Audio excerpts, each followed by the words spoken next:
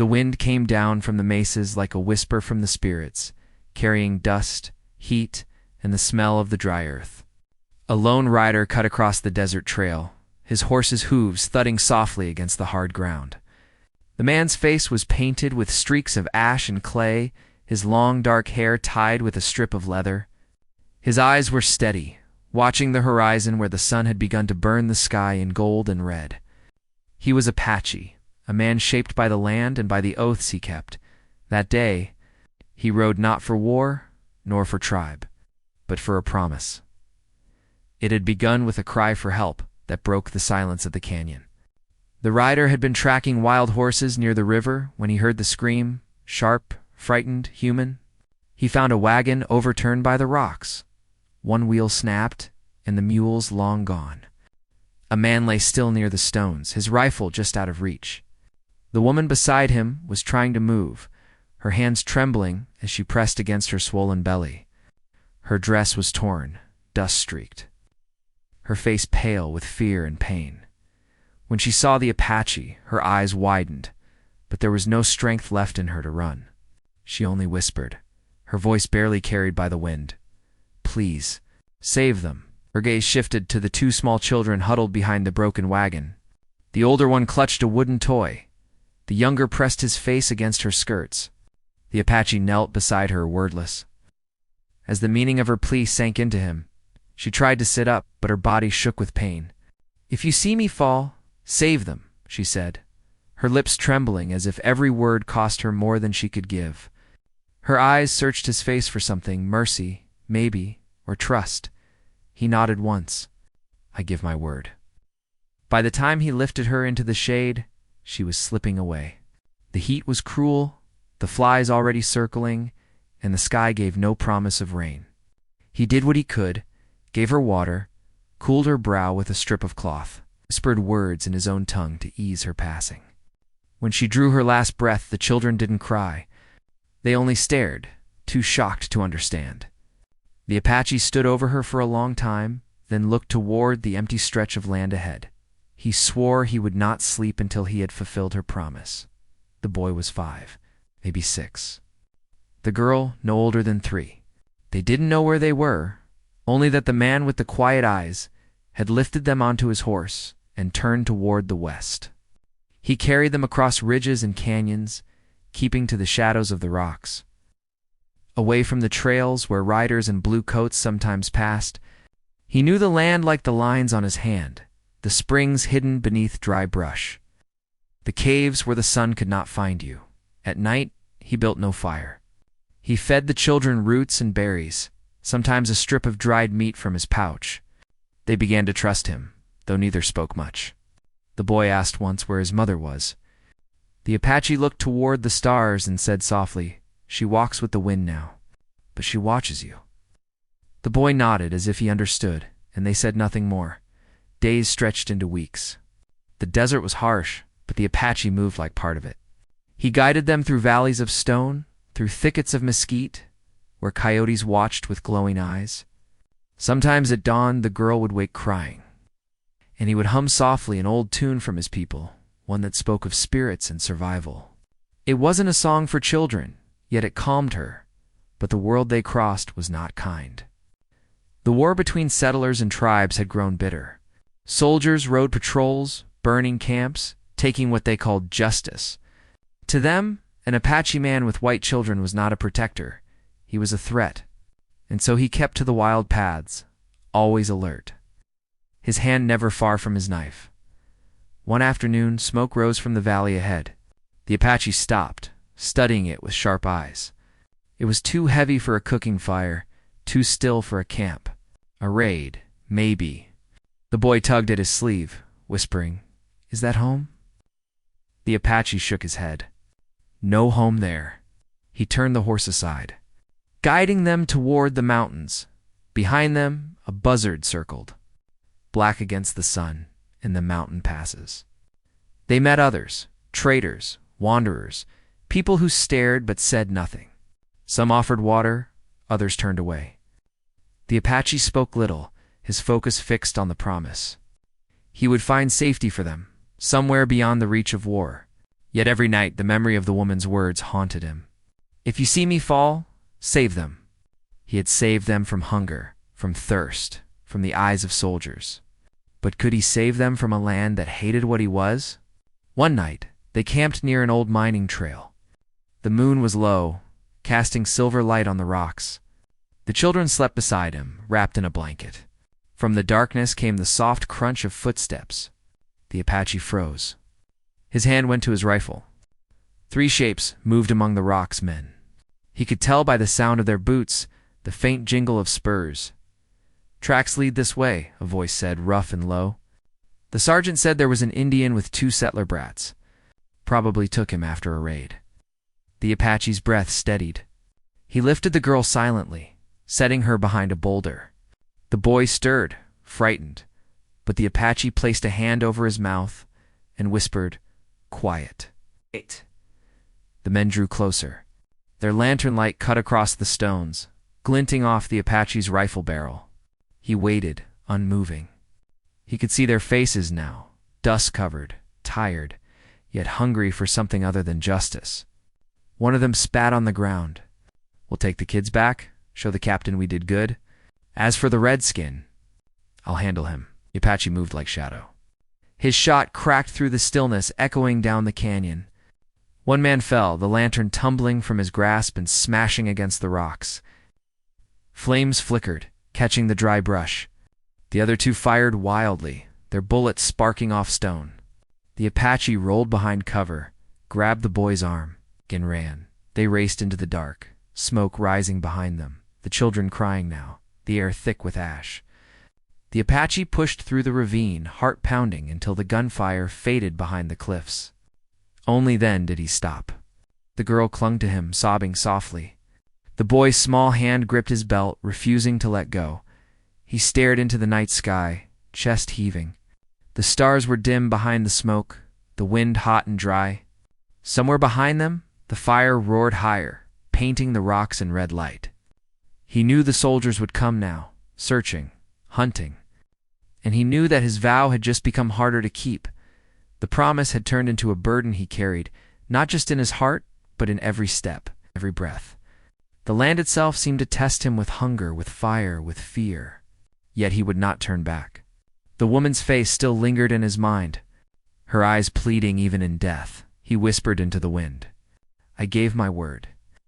Then he lifted the children once more and disappeared into the wilderness, where the desert night swallowed all sound except the whisper of the wind and the slow beat of a promise not yet fulfilled, but far beyond the hills. New dangers waited, men who would not rest until they caught the Indian thief and reclaimed what they thought was theirs. And among them was someone who knew the woman's name and the secret she had died to protect. The Apache could feel it, like a shadow following just out of sight. The hunt had begun. The next morning, the world was gray with dust and smoke from the burned ravine behind them. The Apache woke before the children and watched the horizon. The wind had changed during the night, carrying the faint sound of riders in the distance. He knew they were following the trail. His horse stood still, ears twitching, sensing danger the same way he did. He looked at the 2 small faces sleeping under the blanket. The boy's arm was wrapped protectively around his sister.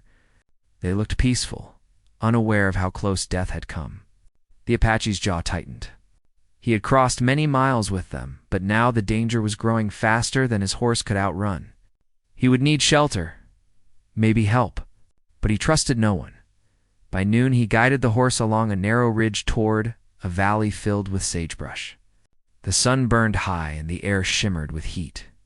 He stopped near a dried riverbed, where the remains of an old camp still lay charred stones, with a few broken arrows and the bones of a long-dead fire. He dismounted and gave the horse a handful of grass he had saved. The boy watched quietly. "Are they bad men?" he asked.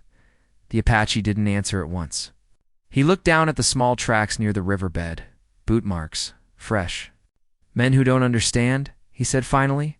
"They fear what they don't know." The boy frowned. "Mama said good men help others." The Apache nodded. She was right. He looked at him for a long moment. "That's why we keep going." He didn't tell the boy that not all men believed in helping others. that fear and greed had turned even kind hearts to stone. The land they crossed was no longer just wild, it was wounded. Ranchers and soldiers had taken it piece by piece, cutting trails through sacred ground, damming rivers that once gave life. To the Apache, every rock and hill carried the memory of something lost. Now, it seemed, those same men wanted to take the last promise he had made, by the second night. The children had grown restless.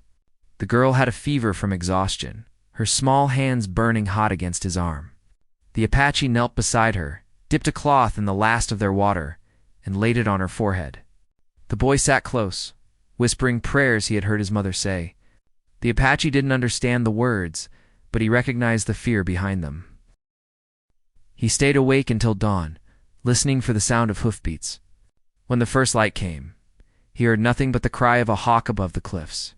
Still, he knew they were being hunted. They moved again, slower now, climbing toward the high country where pine trees grew thick and cold streams ran clear. Here the air was cooler, and the wind carried the smell of rain. The girl's fever eased a little, and she began to smile again when the Apache showed her how to make a small bird whistle from a leaf. The boy laughed for the first time in days. For a moment, it almost felt like peace.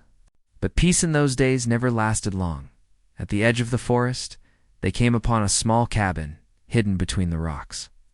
Smoke rose from the chimney, thin and steady. The Apache watched from the trees, his hand resting on the rifle. He saw an old man step out, gray-bearded, bent but strong, wearing a long coat faded from years of sun.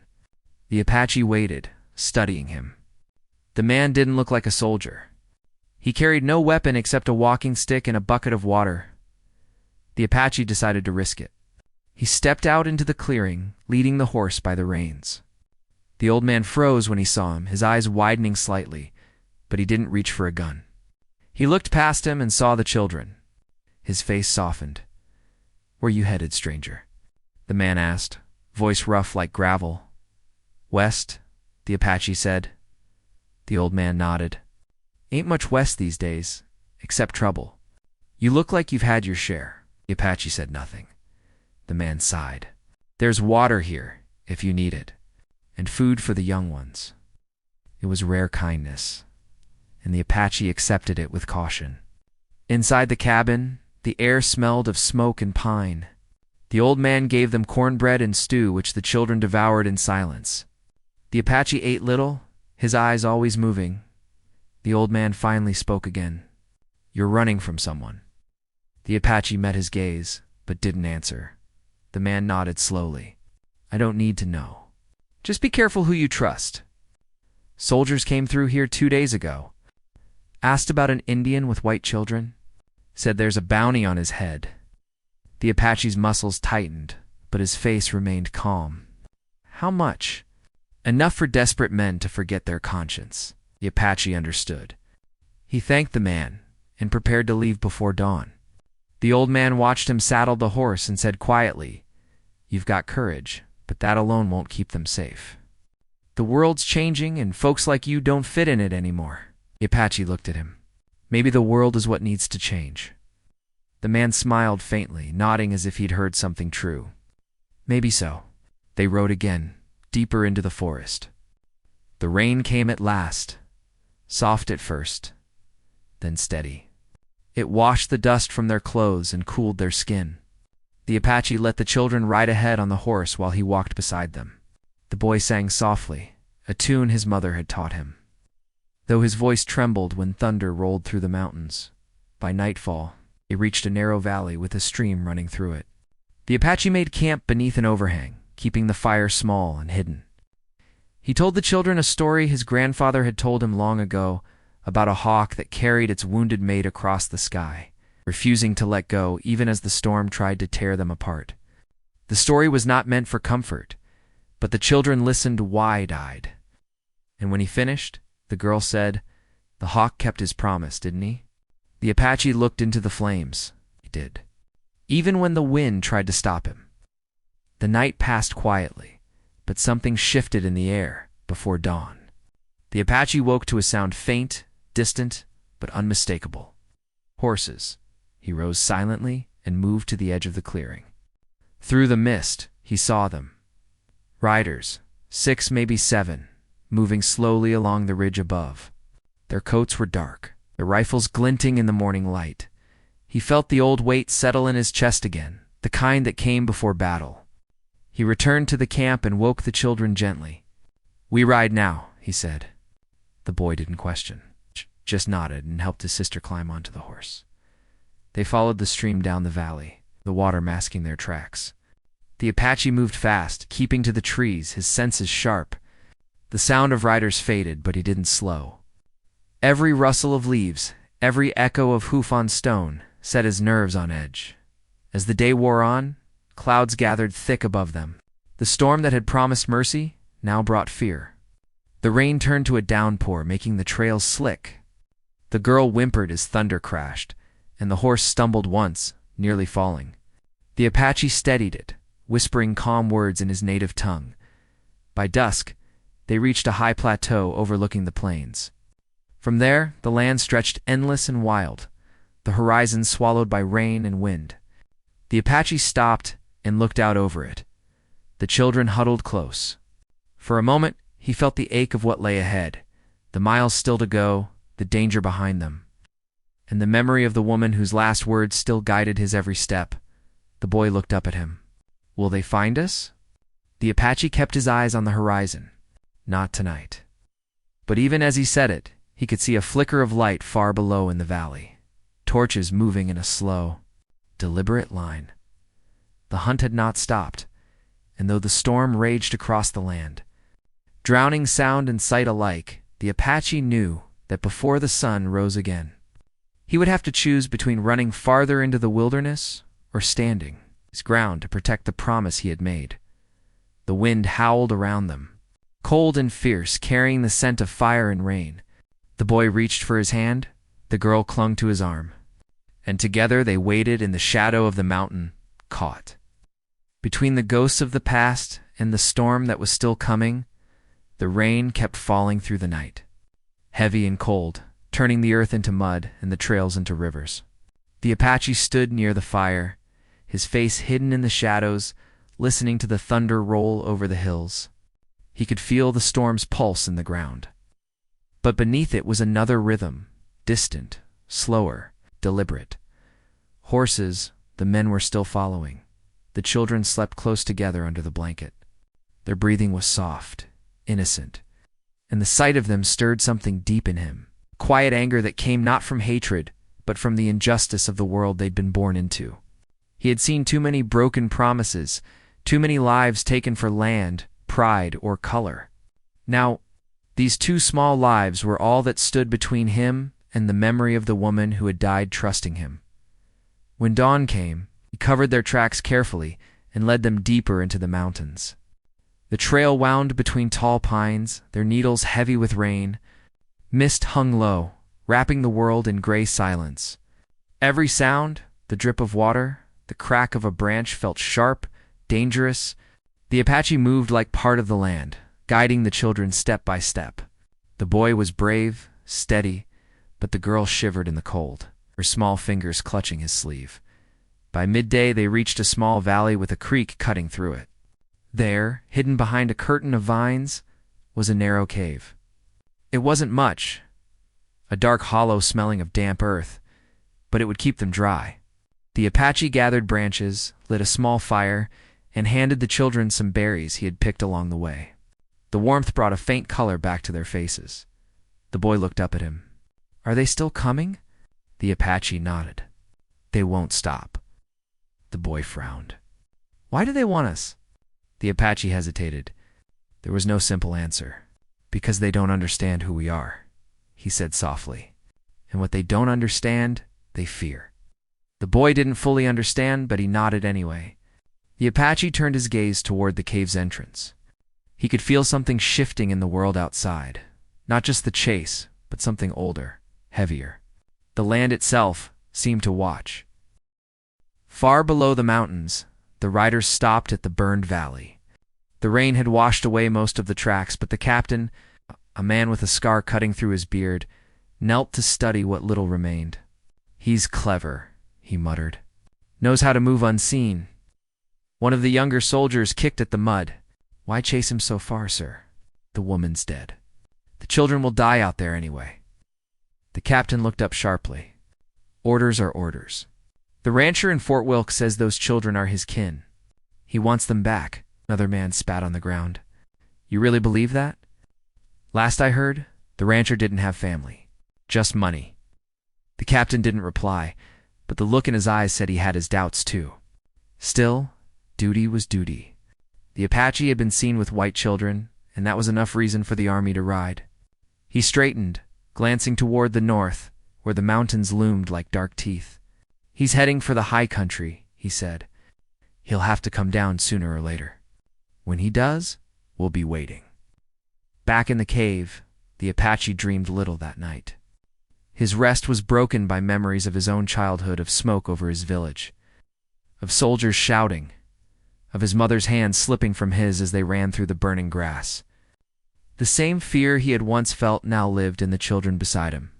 He had sworn never to let that happen again. The next day, the rain stopped and sunlight broke through the clouds. The Apache took it as a sign to move. He carried the girl on his back and held the boy's hand as they climbed higher into the hills. The land was rough but alive, the air sharp with pine and wet stone. They crossed a ridge where eagles circled, and from there he could see far to the west. Smoke rose from the plains. Not from soldiers this time, from settlers. He remembered the woman's wagon, her husband's body lying broken by the rocks. Maybe they had been fleeing something to a war, a sickness, or simply the cruelty of men. She had never told him her story, but he often wondered what kind of courage it took to speak her last words to a stranger. She had been taught to fear as they rested near the ridge. The boy found a small silver locket half buried in the dirt. He opened it and gasped softly. Inside was a faded drawing of the woman, her husband, the two children smiling, whole, untouched by the desert's cruelty. The boy looked up at the Apache. "That's Mama," he said, his voice trembling. "She said we were going to find home." The Apache looked at the locket, then at the horizon. "Maybe home is still waiting," he said. But even as he spoke, he knew the world rarely gave such peace. That night, they reached an abandoned mining shack. It was half collapsed, but the walls stood enough to keep out the wind. The Apache built a small fire and checked the girl's fever again. It had returned, faint but dangerous. He ground herbs between his palms, mixing them with water to make a paste. The boy watched, curious. "Will she be better soon?" he asked. "She's strong," the Apache said quietly. "Like her mother." The boy smiled faintly, then asked the question that had been growing inside him since the beginning. "Why did you help us?" The Apache didn't answer at once. He stared into the fire, watching the sparks drift upward. "Because someone once helped me," he said. "And because I gave my word." The boy nodded slowly. "Mama said promises are sacred." "They are," the Apache said. "And they're all a man truly owns." Outside, the forest stirred. A branch snapped, faint but clear. The Apache rose instantly, hand on his rifle. He stepped into the dark and listened. The sound came again, closer this time. He moved through the trees, silent as shadow, till he saw movement. Not a soldier, but a figure wrapped in a torn coat. Limping, the man stumbled into view, coughing, his face pale from exhaustion. The Apache aimed his rifle but did not shoot. The man raised a hand weakly. "Don't," he gasped. "I mean no harm." The Apache studied him carefully, then lowered the rifle slightly. "Who are you?" The man dropped to his knees. "Name's Harlan. Used to work the mines here till the soldiers came through. They took everything." He looked up, eyes hollow. "I've seen them. They're hunting you. Said you stole children." "I didn't steal," the Apache said. "I figured as much," Harlan replied. "You don't look like the kind who'd lie about something like that." He hesitated, then said, "I know a place. Old trading post, past the ridge. Abandoned now, but there's shelter and water. You could hide there a while?" The Apache didn't trust easily, but there was truth in the man's tired eyes. "Why help me?" he asked. Harlan shrugged. "Maybe I'm tired of seeing good people hunted down for no reason." Before the Apache could answer, thunder rumbled again, not from the sky this time, but from below, hoofbeats. The riders were coming up the trail. Harlan looked toward the sound, his expression turning grim. "They're closer than I thought." The Apache moved quickly, dousing the fire and waking the children. "We leave now," he said. They followed Harlan through the woods, moving fast and silent. The rain had softened the earth, muffling their steps. Behind them, torches flickered between the trees. The riders had reached the shack. Shouts echoed through the forest. Harlan led them toward a narrow gorge hidden by brush. "Down here," he whispered. They slipped between the rocks, the walls closing tight around them. The path wound downward into darkness, sound of running water growing stronger. At the bottom, a small cave opened beside a stream. It was hidden, almost invisible from above. Harlan stopped, breathing hard. "They won't find you here tonight," he said. The Apache looked at him, uncertain. "And you?" Harlan smiled faintly. "I'll lead them the wrong way. I still know these hills." The Apache gripped his arm in silent thanks. Harlan nodded once and disappeared back up the path. The children huddled close in the dark cave as the Apache listened to the shouts fade into the distance. He didn't know if Harlan would survive, but his sacrifice bought them time. He knelt by the stream, washing the girl's face, whispering a quiet prayer to the spirits of the land. Outside, lightning flashed across the sky, and for a moment he saw the valley below wide, endless and full of shadows. The storm was far from over, and neither was the hunt. He looked at the children, their eyes wide and trusting, and felt the weight of the promise once more. Somewhere beyond the mountains lay the truth behind why those men chased them. A truth tied to the woman's last words and the secret she had carried to her grave, and until he found it, he would not rest. The night in the cave was long and restless. The wind screamed through the cracks in the rock, and the rain outside turned to sleet that bit against the ground. The Apache sat near the entrance, rifle in hand, his eyes fixed on the dark mouth of the gorge. Every sound in the storm felt alive. Every shadow seemed to move. Behind him, the children slept, their small bodies pressed close under the blanket. The faint glow from the dying fire made their faces soft and peaceful, fragile sight in a world that had turned cruel. He thought about Harlan and whether he had survived leading the riders away. The man had looked half dead already, but he had chosen to help anyway. It reminded the Apache of another man long ago, an elder who had once told him that a promise is not just a word, it's the bridge between souls. He understood that now more than ever. At dawn, the storm broke. Mist hung thick in the valley, and the air smelled of wet pine. The Apache stepped out to scout, keeping low. He followed the stream down until he reached the edge of the gorge. The ground was scarred with hoofprints. The soldiers had come close during the night, closer than he had hoped. When he returned, the boy was awake, rubbing his eyes. "Is it over?" he asked. "Not yet," the Apache said. "But we keep moving." They left the cave quietly, the children walking close behind him. The girl's fever had eased, but her strength was fading. She leaned against her brother as they followed the Apache through the trees. The forest was silent, too silent.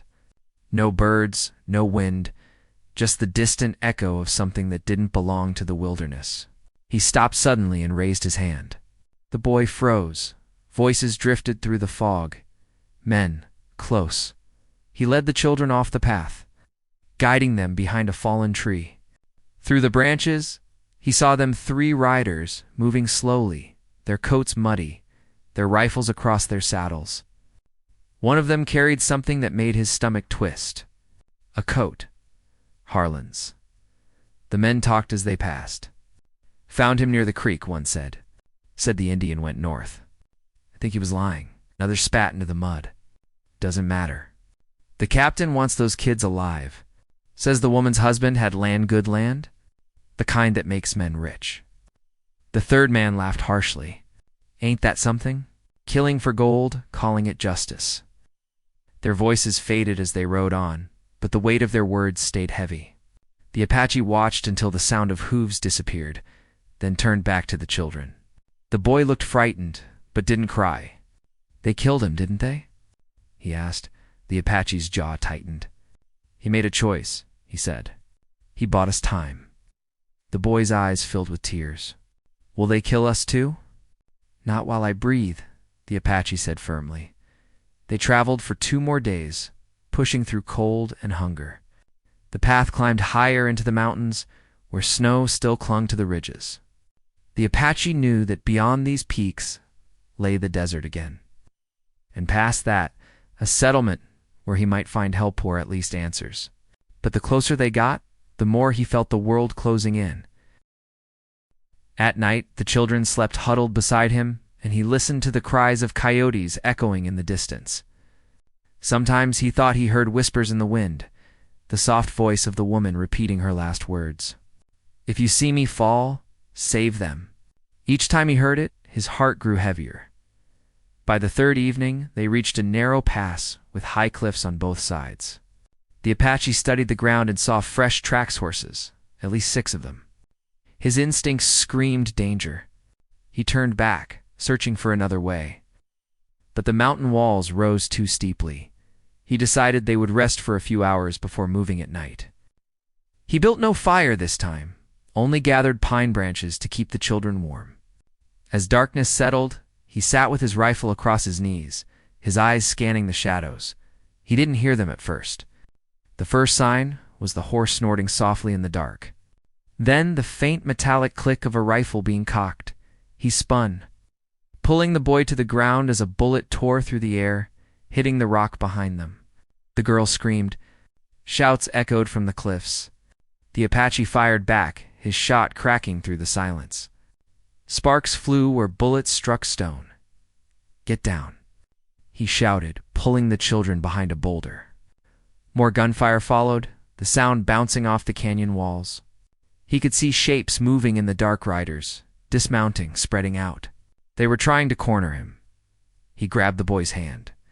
When I say run, take your sister and go down the path. Don't stop until you see the river. The boy's lip trembled. What about you? I'll be behind you, the Apache said, though he knew it might be a lie. Another shot rang out, grazing his arm. He bit down against the pain and returned fire. One of the men fell, the other shouting in anger. The Apache moved fast, keeping low, using the rocks for cover. The children crawled behind him, their small faces pale with fear. The night turned into chaos, shouting, thunder, gunfire, and the sharp scent of gunpowder. The Apache fought like a man possessed, not out of hatred, but out of something deeper, a promise carved into his very soul. Each shot he fired was a vow repeated. He would not let them take the children. But the enemy was closing in. He could hear them above, moving across the ridge. One voice carried over the gunfire. You can't run forever, Apache. Give us the kids, and maybe we'll let you live. The Apache's answer was another gunshot that silenced the man's taunt. Then, for a brief moment, everything went quiet. Only the wind moved, whistling between the rocks. He looked at the children. The girl was clutching the locket against her chest, her eyes wide. The boy whispered, They're still coming. The Apache nodded. Then we keep moving. He led them down the narrow path, their feet slipping on the loose stones. Below, faint light glowed through the mist. Small settlement, or maybe a campfire. It could mean safety, or it could be another trap. Suddenly, a shout came from behind. The soldiers had found their trail again. The Apache turned and fired twice, buying them seconds to run. He could hear the clatter of boots and the rush of men descending. They reached a ravine, where the stream had carved deep into the rock. The Apache lifted the girl and jumped down first, then helped the boy climb after. The ground below was slick, but it led toward the valley. He knew if they could reach the river, they might lose the pursuers in the current. But the girl stumbled. The locket slipped from her hand and fell into the mud. She reached for it, crying out. The Apache turned back, scooping it up just as a bullet hit the ground near his feet. He pushed the children ahead. Run. The boy pulled his sister along, their small figures moving through the mist. The Apache followed, reloading as he ran. Another shot hit his shoulder, spinning him, but he kept moving, blood mixing with rain and dirt. He stumbled once, caught himself, pressed on. The river came into view, at last, a silver ribbon cutting through the dark valley. Its roar filled the air. The Apache's heart pounded. They were close, but so were the riders. He could see the torches now, their flames flickering through the trees. He pushed the children forward. "Cross," he shouted. The boy hesitated, looking back. "What about you? Go." They waded into the river, the water rising to their waists. The current was strong, but the Apache followed behind, guiding them with one arm while holding his rifle in the other. The cold bit into his skin, and the wound on his shoulder throbbed with every movement. Halfway across, a voice called out from the bank, "Stop right there." The Apache turned. The captain stood there, rifle raised, torchlight reflecting off the wet barrel. Behind him were the remaining riders, weapons aimed. The captain's voice was steady but strained. "You can't win this. Hand them over." The Apache said nothing. His eyes met the man's, filled with a quiet fire that words couldn't touch. The captain hesitated, then shouted, "They don't belong with you." The Apache's voice was low but firm. "They belong to the Promise." Before the captain could answer, lightning flashed and the world lit up in white. The sound of thunder followed like the roar of a cannon. In that instant of blinding light, the Apache fired his last shot. The echo carried across the valley, swallowed by the storm. When the light faded, the captain was gone from sight, and the riders scattered in confusion. The children were already across the river, calling for him, their voices small against the wind. The Apache stood in the current, chest heaving, blood mixing with water, the world spinning around him. He looked toward the far bank where the children waited, and for the first time in weeks, he felt the weight of exhaustion press down like stone. Behind him, another shot rang out. The bullet tore into the river near his feet. He turned, raising his rifle butt. It was empty. The riders were closing in. He took one last breath, the storm raging around him, and whispered the words that had guided him from the beginning. "If I fall, save them." Then he faced the darkness, ready for what came next. The echo of the gunshot faded into the storm as the Apache stood in the river, his body trembling from pain and exhaustion. Rain poured down in thick sheets, turning the water into silver waves that pushed against his legs. The children called out from the opposite bank, their voices small but desperate. He could barely see them through the mist, but their cries gave him the strength to move. He gripped his rifle with his uninjured hand and pushed forward, one heavy step after another until he reached the far side. The boy grabbed his arm to help him out of the water, while the girl clung to his side, shivering. "Are they gone?" the boy asked, looking toward the dark river. "For now," the Apache said quietly, scanning the shadows. He could hear the riders shouting on the other side. But the river was wide and rough, and the storm had washed away their torches. The current would hide their trail. He led the children into the cover of the trees, where they found shelter under a large pine. The ground was soft with moss, and the air smelled of rain and earth. The Apache sank down slowly, his strength nearly gone. Blood darkened the sleeve of his shirt, but he pressed his hand against the wound and tried to stay upright. The boy knelt beside him, frightened but brave. "Don't sleep," the boy said, his voice trembling. The Apache managed a faint smile. "I'm not sleeping. Just listening." "To what?" the girl whispered. "The storm. It tells us when it's time to move again." For a long time, they sat there in silence, listening to the rain. The children huddled close to him for warmth, and despite everything, there was a fragile peace in that moment. The danger wasn't gone, but the worst had passed. When the rain finally began to ease, dawn lightened the clouds, painting the forest in shades of gray and gold. The Apache stood with difficulty and pointed toward the valley. "There," he said, "we go that way. There's a small town not far. You'll be safe there." They walked for hours through the wet woods, stopping only when the girl grew too tired to continue. The Apache carried her on his back, his steps slow but steady. The boy walked beside him, silent and thoughtful. The mountains opened into wide plains, and the smell of smoke and bread drifted faintly through the air.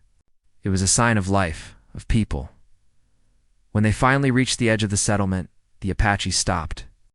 It was a quiet place, wooden houses, a small church, fields of wheat swaying in the wind.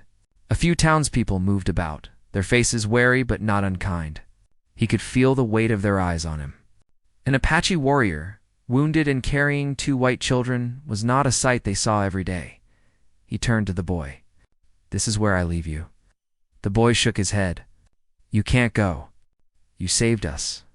"I gave my word to your mother," the Apache said gently. "My promise was to bring you to safety. That promise is kept." Tears filled the girl's eyes. She reached for his hand, clutching it tightly. "Don't leave," she whispered. "You'll die."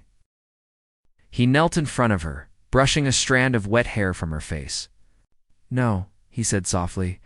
"I'll live in the stories you tell. When people ask who helped you, you tell them about the Apache who kept his promise." "No." The boy looked down, struggling to speak. "Will we see you again?" The Apache paused, his gaze distant. "The wind carries many paths," he said. "Maybe one day." He led them toward the edge of the town and stopped near the small church. A woman stood outside, her apron dusted with flour. When she saw the children, her eyes widened in shock. She ran to them, gathering them into her arms. The Apache watched quietly as they wept with relief. The woman looked up at him with tears in her eyes. "Who are you?" she asked. The Apache hesitated, then said, "Just a traveler."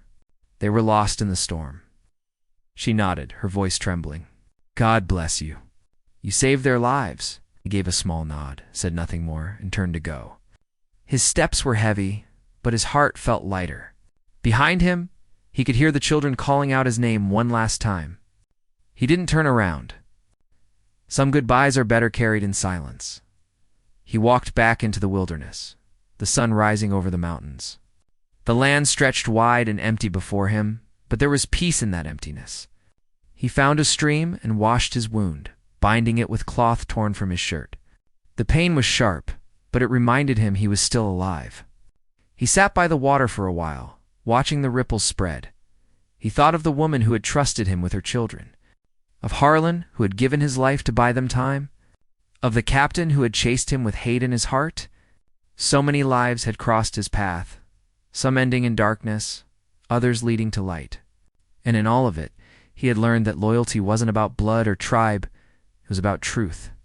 Days later, as he moved through the desert again, he found the horizon glowing red with sunset. He stopped and looked back toward the mountains, knowing the children were safe beyond them. Somewhere, they were beginning a new life, one that wouldn't be shadowed by war or loss. That was enough. He reached into his pouch and took out the locket. He had meant to return it, but part of him couldn't let go just yet. He opened it, and inside was a small sketch of the woman and her children, drawn in faded ink. He traced it gently with his thumb. "Your promise is kept," he whispered. The wind rose around him, soft and warm, like a voice carried through time. He closed the locket and placed it on a flat stone near the stream, letting the sun catch its shine. Then he turned and walked away, his shadow stretching long behind him. Back in the town, life began to heal. The children were taken in by the woman who had found them. She was kind and patient, teaching them to smile again. Sometimes when the boy looked out toward the mountains, he thought he saw a lone figure moving through the haze, steady and proud. The girl believed it too. They spoke of him often. The quiet man with eyes like the desert sky who had risked everything for them. Years passed, and the story of the Apache who saved the lost children became something more than memory. Travelers told it by campfires, mothers whispered it to restless sons, and old men nodded when they heard it, saying that was a man of honor. The land changed, but the story endured. It became a reminder of courage, loyalty, and the kind of kindness that asks for nothing in return, and somewhere beyond the reach of time. The Apache still walked the wild trails, his spirit one with the wind and the earth. He was not a legend carved from stone, but a man who kept his word, who carried the weight of loss and still chose to protect life. In the end, it wasn't the battles or the pain that defined him. It was the promise, the quiet strength of a heart that refused to break even when the world around it did. The mountains stood tall behind him. The river glimmered like a ribbon of silver, and the valley below breathed with peace once more. He had done what few men could. He had kept faith when hope seemed lost. As the sun sank low and the shadows lengthened across the land, the wind carried his name, soft but enduring. It whispered through the grass, across the stones, and into the hearts of those who remembered. And so the story ended not with sorrow, but with gratitude, a promise fulfilled, a life honored, in the unspoken truth that even in a world divided by fear and pain, one act of courage can light the way for generations to come. Top of form, bottom of form,